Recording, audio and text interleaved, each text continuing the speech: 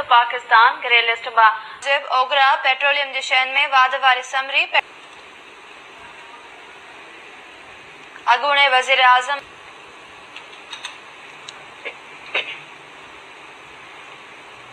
ख़बर शामिल कंदासीं। परॾेही वज़ीर शाह महमूद कुरैशी चयो आहे त पाकिस्तान FATF आॾो पंहिंजो मौक़िफ़ पेश करे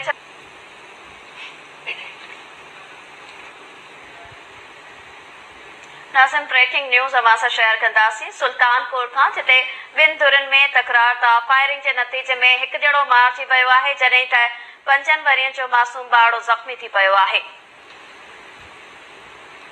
सुल्तानकोट मां अवां ताईं ख़बर पहुचायूं पिया। मारफानी बिरादरी जी ॿिनि धुरनि में झड़ दौरान वाटड़ो नींगर अब्दुल रशीद काके पोटो गोली लॻण सबबि ज़ख़्मी थी पियो आहे। वधीक तफ़सील मालूम कंदासीं। असां सां लाइन ते मौजूद आहे KTN न्यूज़ जो रिपोर्टर इसरार चांडियो। जी इसरार, छा तफ़सील आहिनि?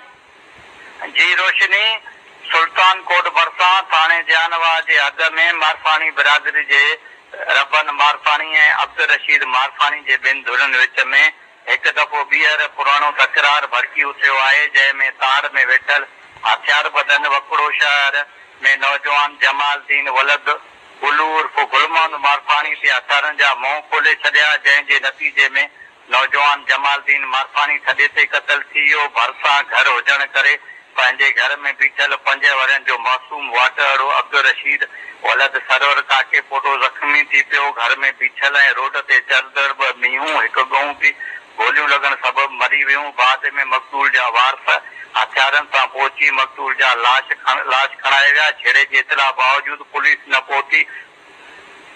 ठीक है, वॾी महिरबानी नाज़िम। सुल्तानकोट खां इसरार चांडियो असांखे तफ़सील ॾिना आहिनि।